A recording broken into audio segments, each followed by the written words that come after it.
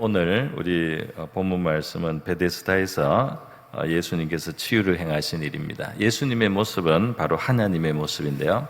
우리 성경에는 일찍이 하나님께서 이스라엘 백성들을 향해서 나는 너희를 치료하는 여호와입니다. 그리고 이 치료하시는 은혜가 처음 베풀어진 것이 창세기에 보면 이방인들, 블레셋, 아비멜렉의 집안 사람들을 치유하신 하나님의 이야기가 나오고 있습니다. 하나님은 그래서 온 인류를 향해서 이 치유하신 은혜를 베푸시는 분입니다, 사실은. 그런데 오늘 이 사건이 특별히 어떤 의미가 있는지 함께 한번 생각해 보도록 하겠습니다. 먼저 첫 번째로는 바로 우리 이 병든 우리 인생의 현실인데요. 우리는 마음에도 병이 있고 육신에도 병이 있고 또 우리의 삶에도 병든 부분이 있습니다. 이것은 이제 죄의 결과라고 하겠는데요. 이렇게 해서 이 사람의 삶 속에는 이 질병으로 말미암은 병듦으로 말미암는 건강하지 못함이 있고 그것으로 말미암는 고통이 있고 그래서 그 자유가 없는 그러한 모습을 우리가 경험하게 되는 것입니다. 오늘 이 베데스다 못에 이스라엘 이 성전 근처에는 이 큰 저수지가 두 개가 있습니다. 우리 한문으로 날일자, 이 날일자 보면은 네모가 두 개 나오지 않습니까? 날일자 형태로 남북으로 저수지가 두 개가 있었는데요. 상당히 크습니다. 가로 세로가 대략 한 50m씩 되는 그런 큰 저수지인데요. 성전에서 제물을 잡고 할 때 물도 많이 필요하기 때문에 이 성전 근처에 이런 저수지가 있었습니다. 근데 이 베데스다라는 이 말의 뜻은 이제 그 베트에는 집이라는 뜻이고 아스다라는 그 다음 말에는 이제 자비라는 뜻이 있어서 자비의 집이다. 그렇게 했습니다. 이게 왜 저수지가 자비의 집이 될 수 있는가? 그 저수지 주변에 이제 회랑을 만들어서 이 기둥들이 있고 사람들 이제 걸어 다닐 수 있는 이 통로들이 있었는데요. 거기에 많은 병자들이 와서 머물렀습니다. 그러니까 이제 아마 시작은 어떻게 됐는지는 소개되지 않지만 거기에서 이제 병 낫는 역사가 일어났기 때문에 많은 병자들이 그곳에 이제 모이게 된 것입니다. 오늘 본문에 보면 많은 병자, 맹인, 다리 저는 사람, 혈기 마른 사람들이 누워 있었다. 그래서 이제 이들은 자기들이 고침을 받는 그 자비의 순간을 기다리는 것입니다. 그것은 천사가 가끔씩 내려와서 물을 동하게 했다고 지금 4절에 되어 있죠. 그리고 그 물이 천사에서 동할 때 먼저 들어가는 사람은 어떤 병에 걸렸든지 낫게 됩니다. 그래서 이 기적이 일어났던 것입니다. 그래서 이 하나님에 의해서 이제 기적이 베풀어져서 자비가 베풀어지는 곳이었다. 자비의 집이었다. 우리가 이 교회 생활을 하고 이렇게 하면서도 때로 이 교회에서 하나님이 교회를 통해서나 자비를 베풀어 주셔서 참 더 그래서 또 모이는 경우도 있지 않습니까? 우리 고대 문서에 보면은 이 베데스다에서 정말 물이 동하고 거기에서 고침을 받은 사람들 중에 하나님 앞에 그것으로 헌신했던 어떤 그 비석이라든지 뭘 남긴 이런 문서들이 그 돌에 새긴 것들이 발견되기도 했다고 합니다. 어쨌든 여러분 이곳에 있는 이 사람들은 현실은 굉장히 어렵고 굉장히 그 부자연스럽고 고통이 있는데요. 소망을 가지고 하나님 앞에 나왔다고 하겠습니다. 그런데 이 소망을 가지고 치료하시는 하나님 앞에 나왔지만은 오늘 예수님과 대화를 하던 38해 된 병자의 모습을 보면 이제 그 하나님의 의도하고 이곳에서 기다린 이 사람의 마음하고 거리가 생긴 것을 볼 수가 있습니다. 어떤 거리냐 하면 이제 예수님이 낫고자 하느냐 이렇게 물었어요. 그러니까 주님은 이 사람을 치료하실 뜻이 있습니다. 그래서 낫고자 하느냐 38년이나 병에 시달렸으니까 굉장히 참 얼마나 고통을 많이 받았겠습니까? 그런데 이 사람의 마음속에는 어둠이 많아요. 어떤 어둠이냐 하면 7절에 있는 대로 주여 물이 움직일 때 나를 못에 넣어주는 사람이 없어 그랬어요. 그래서 자기의 불행을 이 사람은 이제 주목을 하고 있습니다. 이 병자니까 사실 혼자 움직이기 어려운 병자도 있고 좀 움직일 수 있는 병자도 있는데요. 물이 동하면 빨리 들어가야 되는데 이제 못 들어가니까 이 사람은 좀 몸이 38년 누워 있고 병이 너무 오래돼가지고 쇠약해서 움직이는데 느렸거나 또는 움직이지 못했던 것 같습니다. 그래서 자기의 그 불행한 것을 이 사람은 이제 생각하는 거죠. 나를 물에 넣어주는 사람이 없습니다. 뭐 부모도 없고, 형제도 없고, 친구도 없고, 뭐 가족도 없고, 이 사람은 이제 자기를 치료받을 수 있도록 도와주는 사람이 없다는 그 불행한데 이제 주목을 하고 있죠. 뿐만 아니라 이 사람은 내가 가는 동안에 다른 사람이 먼저 내려갑니다. 나 이렇게 오랫동안 병자로 있는데 누구 하나 나를 위해서 양보하지 않는다. 그래서 먼저 다들 그냥 들어가고 나는 이렇게 늦게 들어간다 말이죠. 그러니까 보이지 않는 다른 사람들이 먼저 한다. 이 비교를 하고 자기가 불리한 처지에 있으면서 다른 사람이 마치 경쟁자인 것처럼 그렇게 이 사람은 잘못 생각하는 건데 하나님의 은혜는 하나님의 은혜의 이 세계를 하나님의 은혜를 베풀음에 있어서 한 사람한테 베풀면 다른 사람이 못 베풀고 사실 그런 은혜가 아닌데요. 이 사람도 베품을 받을 수 있고 저 사람도 하나님 앞에서 얼마든지 베품을 받을 수 있음에도 불구하고 이 사람은 이제 거기에 오래된 관습에 마음이 젖어 있어요. 그래서 다른 병자들이 함께 하나님께 긍휼을 받아야 될 병자로 보이는 것이 아니고 내가 받으면 저 사람이 받으면 내가 못 받는 이제 경쟁자로 여기고 있다. 우리 신앙의 이 자비의 집에 모인 사람들도 하나님의 은혜를 더 같이 받을 수 있는데도 불구하고 마치 경쟁자인 것처럼 생각하는 경우가 있을 때가 있어요. 이제 이것이 마음이 어두워져 있는 것이라고 할 수가 있겠습니다. 하나님의 은혜는 누구나 받을 수 있고 더 같이 받을 때 더 풍성한 것인데요. 내만 받아야 되겠다 이 생각이 있는 것입니다.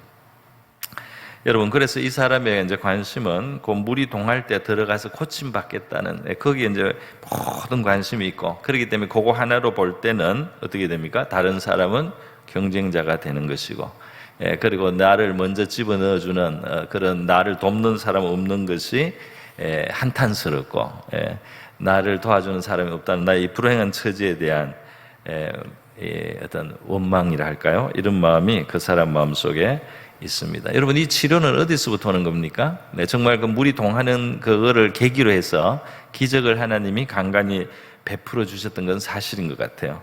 그럼에도 불구하고 진짜 그 물이 동해서 거기에서 기적이 일어난 게 아니고 이제 그런 계기로 역사하신 하나님이 치료의 근원이신 것이죠. 그리고 이제 천사가 뭐 물을 동했다는데 그 천사는 뭐 하나님이 보내서 오는 거니까.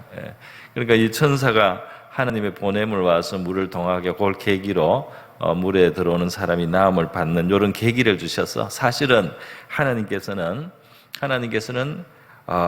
이 치료하시는 하나님에 대해서 이들이 믿음을 갖게 하고 이 하나님이 또 치료를 베푸시는 능력의 하나님이요 자비 하나님이라는 거, 치료가 하나님께로부터 온다는 것을 이 사람들이 믿고 바라보고 그렇게 이제 하는데 하나님을 기억하게 하고 바라보게 하는데 사실은 목적이 있는데요. 이 사람들은 그 치료 뒤에 계신 하나님은 보이지 않고 그 치료받기 위한 그 현상에만 이제 관심이 쏠려 있다. 이렇게 우리도 우리의 삶의 문제 해결에 너무 몰두돼 있어서 그 문제를 해결하고도 남는 크신 하나님께 대해서 우리의 관심을 기울이지 않는 경우들이 사실 있습니다. 그죠? 그래서 이런 조건 저런 조건이 안 맞아서 안 됐다라고만 생각하지 그 뒤에 계신 그 자비를 베푸신 큰 하나님에 대해서 생각을 잘 못하고 있습니다. 뿐만 아니라 자기 자신을 바라보는 것도 별로 없어요. 그래서 다른 사람을 탓하거나 원망하거나 불평하는 그런 마음만 있지.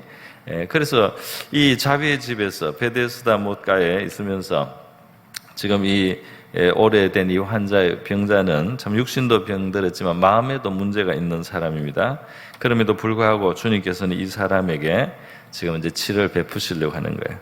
여러분, 치료의 근본이신 분이 바로 자기 앞에서 말하고 있는데 이 사람은 불평을 말하고 있습니다. 바로 치료의 근본이신 분이 이 사람을 얼마든지 치료하고 건지시고 구원하실 수 있는 분이 이 사람을 상대하고 말하고 있음에도 불구하고 이 사람은 자기의 조건이 좀 불리하고 다른 사람이 자기의 경쟁자로 그렇게 생각하고 말이죠. 함께 은혜와 자비를 입을 그런 처지로 생각하지 못하는 좁은 마음을 가지고 스스로를 괴롭게 하면서 자기의 한탄을 하면서 원망을 하면서 불평을 하면서 있다 이 말이에요. 그러니까 이 하나님이 베데스다의 못에 기적을 가끔씩 일으켜 주시는 이유가 뭡니까? 치료가 하나님께 있다는 것을 바라보게 하는 거죠.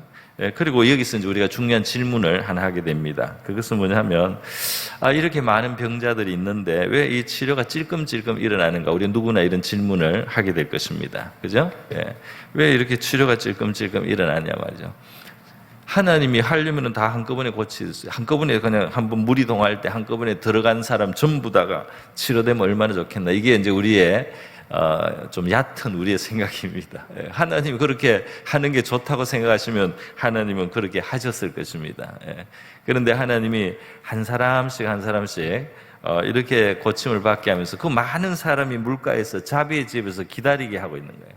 왜 기다리게 합니까? 그 시간은 왜 그렇게 이게 빨리 물이 동할 때 들어가서 놔야 되는데 왜 우리는 기다리고 있어야 되느냐 말이죠. 그 하나님이 그 기다리게 하고 있는 그 목적을 한번 생각해 봤느냐 말이에요. 왜 하나님은 빨리 해결하지 않고 기다리게 하느냐 말이에요. 왜 하나님은 한꺼번에 다 하지 않고 이렇게 시간을 이렇게 끄시냐 이 말이에요. 그리고 왜 한꺼번에 그냥 다 문제 해결을 안 하고 왜 이렇게 하나님께 소망을 두면서 기다리게 하냐 말이에요. 이 성전가에 있는 베데스다 자비의 집에서 그들은 바로 이 성전 가까이 있거든요. 그 제물들이 들어와서 그 양문으로 지나가는 것도 볼 수가 있어요.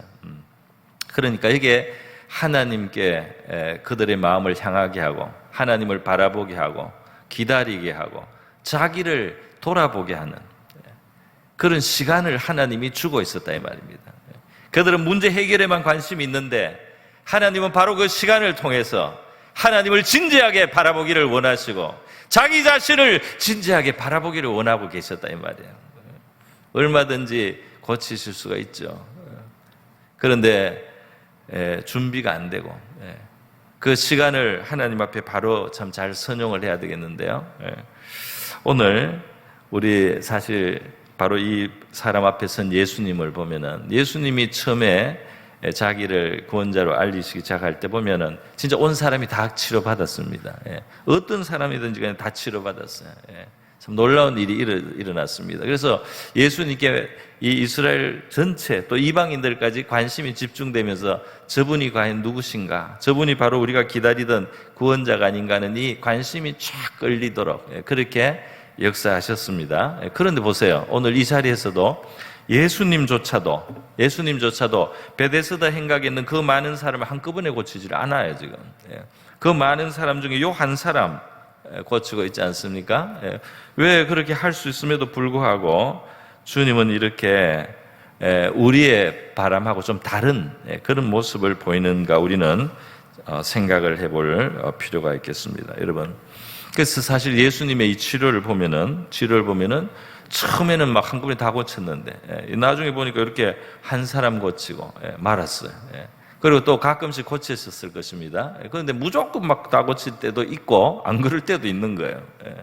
이 은혜의 시즌이 있다는 겁니다. 이 복음이 전거되는 과정에서 어떤 때는 그냥 무대기로 막 역사가 일어나는 거죠. 무대기로 그냥 사람들이 막 고침도 받고 어떨 때는 그냥 문제도 막 그냥 해결이 되고 그리고 어떤 막 진짜 이 가난한 사람들 문제도 막 해결되고 말이죠.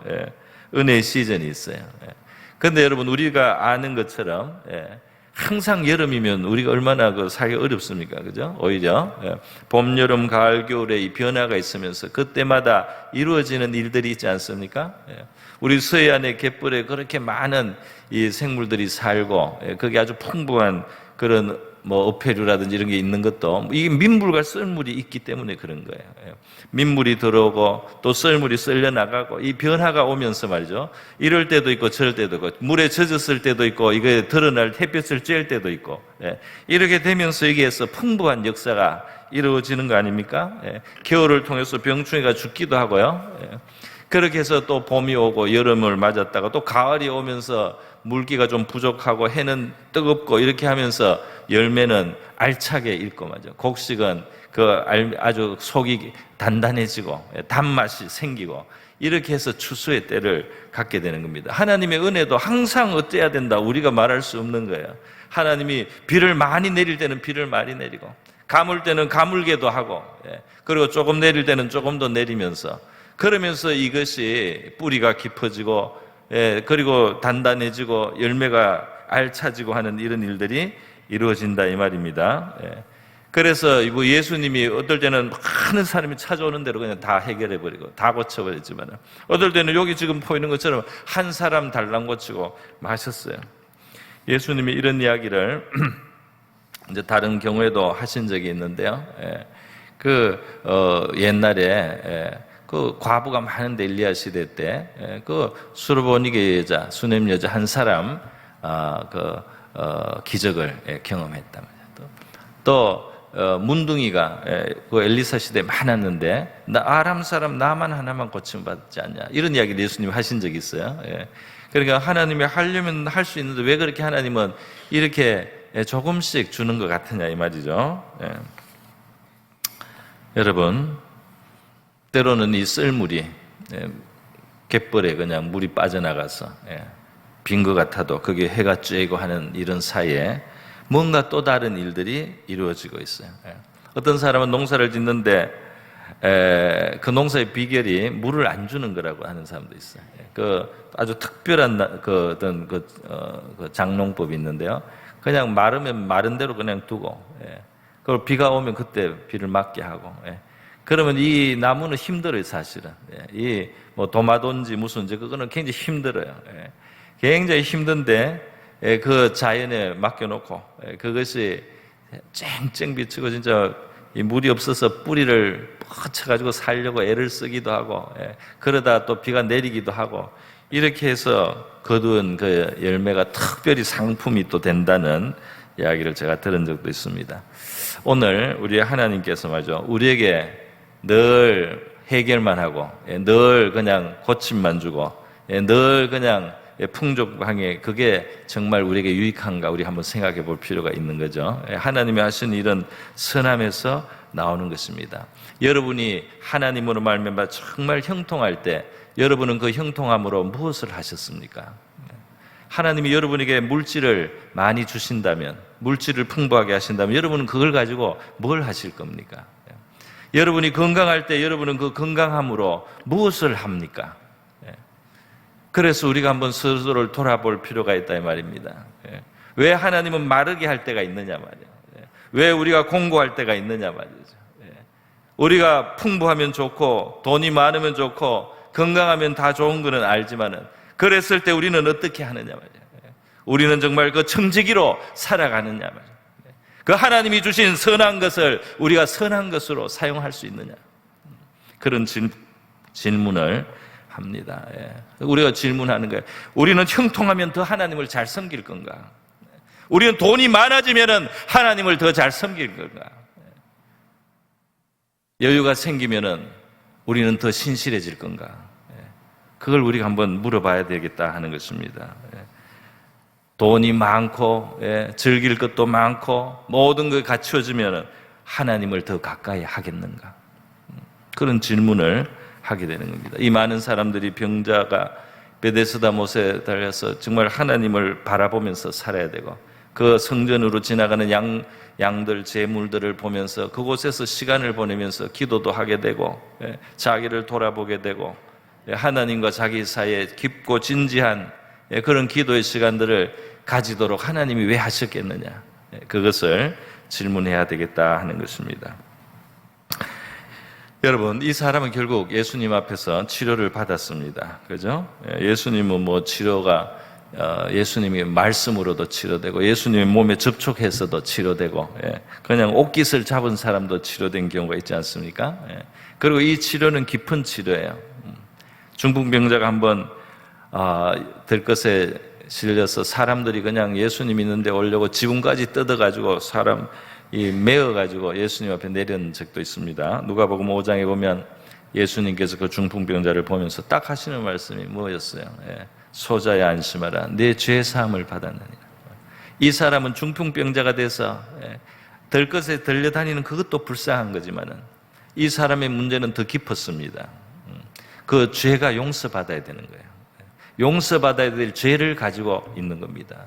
이 사람이 지금 그 병상에 누워서 꼼짝 못하고 있는 그 몸의 연약함도 불쌍하지만은 이 사람의 영혼이 완전히 묶여 있고 이 사람의 영혼이 형벌과 심판으로 가야 되도록 그렇게 이 사람을 묶고 있는 죄가 있다 이 말이에요. 그게 더 무서운 이 사람의 불행이다 이 말입니다. 그것을 예수님은 보고 있었어요. 그래서 그를 사랑하고 그를 위해서 데려오고 또 예수님을 믿었던 사람들을 그 믿음을 보시면서요, 이 사람을 용서해 주셨어요. 그래서 용서하면서 내 사함을 받았느니라, 죄 사함을 받았느니라. 사람들이 깜짝 놀랐습니다. 예수님이 문제를 다루는 깊이는 그 문제만 해결하는 것이 아니고 우리의 영혼의 가장 심각한 일들을 해결하고 우리 영혼 속에 정말 이루어져야 될 일들을 바라보시면서 베푸시고 또 일을 모두 하신다 이 말이죠. 여러분, 이 사람은 지금 자기의 영혼의 더 깊은 문제, 그리고 또 자기의 육신의 문제 다 해결할 수 있는 분 앞에서 불평하고 있어요. 거기서 다른 사람을 탓하고 있습니다. 예수님 앞에서 다른 사람을 그냥 경쟁자로 생각해요. 참으로 어리석은 말입니다. 그럼에도 불구하고 주님께서는 이 사람에게 자비를 베푸기로 작정하셨어요. 이 사람 너무 오랫동안 고생하셨어요. 그리고 그 불평 원망하는 것도 상당히 그 사람 나름대로의 수준에서는 이해될 부분이 있고 주님이 긍휼히 여겨주신 것 같습니다. 그래서 주님이 치료를 하시는데요, 이때 그냥 치료하시고 말았어요. 치료만 싹 했어요. 그리고 예수님에 대해서 많이 알리지도 않았습니다. 어떤 사람은 정말 하나님에 대해서 잘 모르고 예수님에 대해서도 잘 모르고 그러면서도 그 은택을 받아요. 그 해결을 또 받아요. 어떤 사람 마음의 평안도 얻어요. 문제 해결이 되기도 합니다. 뭐 잘 모르는데 정말 이것이 어떻게 예수님이 누군지도 잘 모르면서도 우리가 하나님 앞에 그냥 나와서 교회 다니면서 그냥 은혜 받는 경우도 있다 이 말입니다. 나중에 이 사람이 알게 됩니다. 이 사람은 고침을 받아가지고요 걸어 다니게 되었어요. 걸어 다니게 되었는데 이 걸어 다니다가 성전에서 예수님을 만나게 된 겁니다. 예수님을 만나게 됐어요.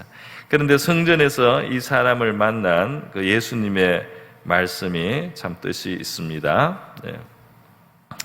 14절에 보면 그 후에 예수께서 성전에서 그 사람을 만나 이르시되 보라 내가 나았으니, 자 나았다.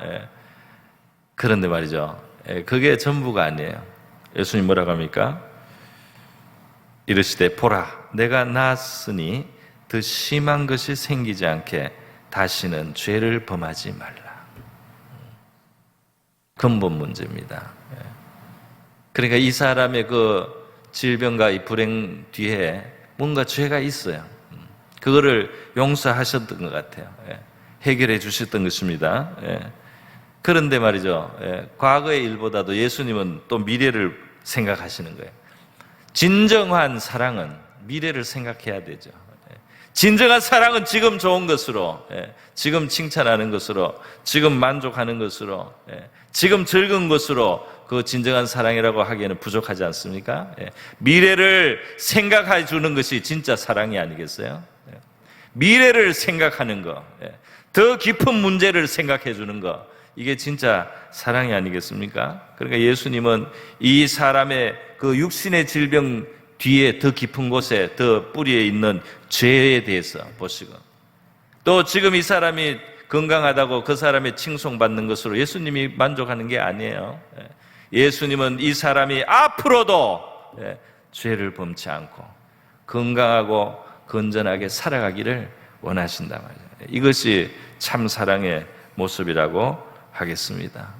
나중에는 죽든지 말든지, 나중에는 병이 들든지 말든지 지금 내가 좋은 소리 들으면 된다, 이런 것은 사랑이 아니지 않습니까? 하나님의 사랑은 깊은 것을 터치하고 우리의 깊은 문제를 해결하는 그런 은혜라는 것을 우리가 기억을 해야 되겠습니다.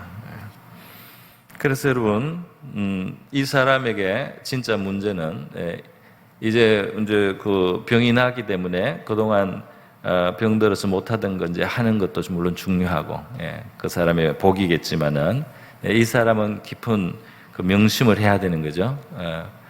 그러한 불행을 가져올 수 있는 죄에 대해서 경계를 해야 된다 이 말입니다.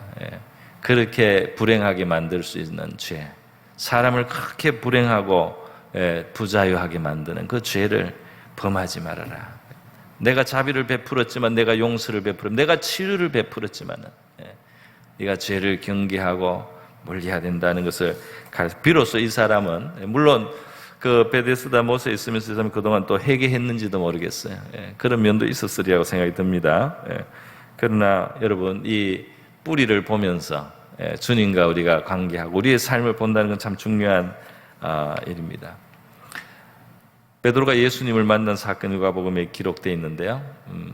베드로는 밤새 고기를 못 잡았어요. 문제가 있었어요. 그런데 주님이 배를 타시고 좀 빌린다고 배를 빌리고 이제 그 배에 타셔서 사람들에게 말씀을 전하고 이렇게 하다가 이제 그 배를 빌려준 값을 치러주시는 거예요. 깊은 데로 가서 고기를 잡으라고.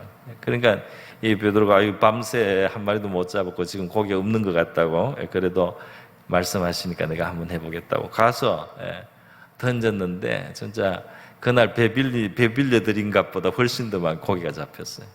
그래서 그물이 그냥 카락하게 그렇게 고기를 올렸습니다. 그러니까 갈릴리에 있는 고기가 다 소집이 돼가지고 예수님이 이 지금 베드로에게 후하게 지금 배값을 쳐주시는 거예요. 그래가지고 이 베드로가 좀 예수님을 위해서 봉사를 했더니 그냥 물고기를 다 불러버렸어요. 그래서 그 그물이 그냥 감당할 수 없을 거의 그 한계치만큼 예수님이 물고기를 모아주신 겁니다.